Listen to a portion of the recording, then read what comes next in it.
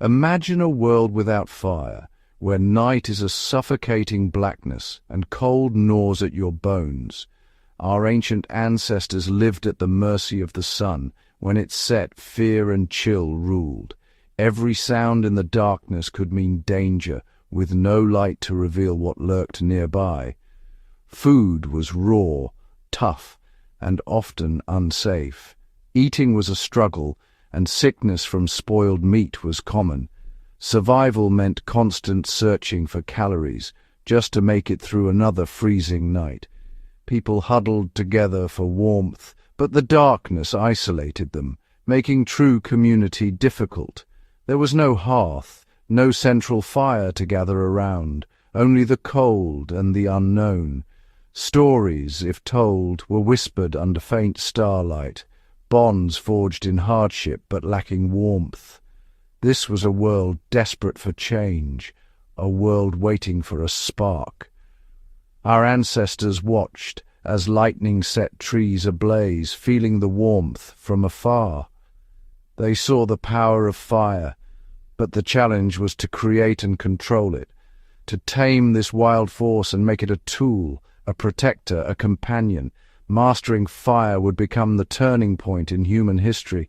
It was the greatest challenge they faced. The world was ready for transformation. The first spark would change everything. And so began humanity's quest for fire. Gaining control of fire was the most important leap in our evolution. Fire brought warmth, turning deadly cold into comfort and making new lands habitable. It became a shield, keeping predators at bay and letting people sleep safely. Cooking food made it softer, safer, and more nutritious, fueling bigger brains and stronger bodies. Fire killed bacteria, reducing disease and boosting survival.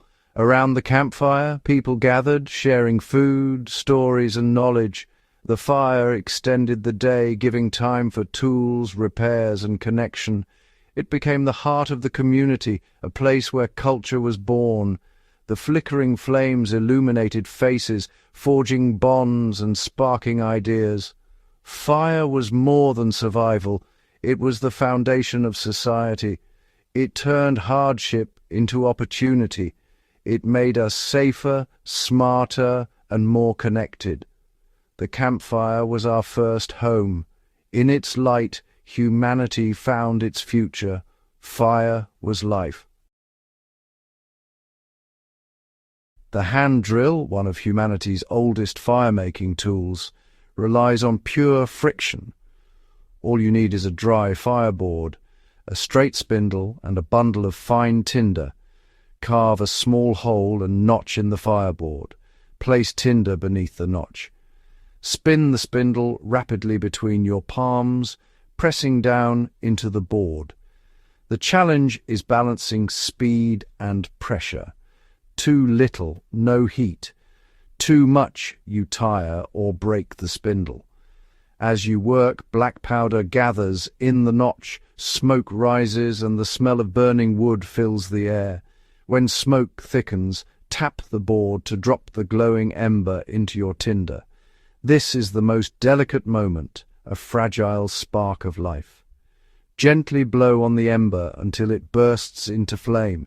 The hand drill demands patience, skill, and persistence. It's a simple tool, but mastering it is a true test of ingenuity. With nothing but wood and effort, our ancestors created fire. This was the first spark of genius. A small ember, a giant leap. The journey of fire had begun. The bow drill improved on the hand drill, making fire starting faster and easier. It adds a bow and a bearing block to the fireboard and spindle. Loop the bowstring around the spindle, press down with the bearing block, and saw the bow back and forth. This creates rapid, consistent rotation and intense heat with less effort. Smoke appears quickly, and black powder collects in the notch. When the smoke is thick, stop and transfer the glowing ember to your tinder. Blow gently and the tinder bursts into flame. The bow drill turned a grueling task into a reliable skill. It conserved energy and made fire-making accessible to more people. This simple innovation changed daily life. The bow drill was a leap in technology, fire on demand, human ingenuity refined. The fire plough is another ancient friction method using a ploughing motion to create heat. Carve a groove in a softwood fireboard, rub a hard stick, the plough, back and forth along the groove. The rhythmic motion scrapes wood dust, which gathers and heats at the end of the channel. As you build speed and pressure, smoke appears and a glowing ember forms in the dust. Carefully transfer the ember to your tinder bundle and blow it into flame. The fire plough requires rhythm, strength, and dry materials. It's a dance of wood and pressure, turning effort into fire. In the right hands, it's a reliable way to spark life, another testament to human creativity, fire coaxed from wood and will. The percussion method creates fire by striking flint against iron pyrite to produce sparks. The sharp flint shaves tiny iron particles from the pyrite. These react with air and glow hot. The key is catching a spark on special tinder, like amadou fungus or char cloth, that smoulders slowly. Hold the tinder and pyrite together, then strike with flint until a spark lands and glows. Place the smouldering tinder into a bundle and blow it into flame. This method doesn't need friction, just the right stones and skill. It's precise, demanding patience and practice. The percussion method opened new possibilities for fire making. It was a breakthrough in using the Earth's minerals. A spark from stone, a new kind of magic. Fire born from rock.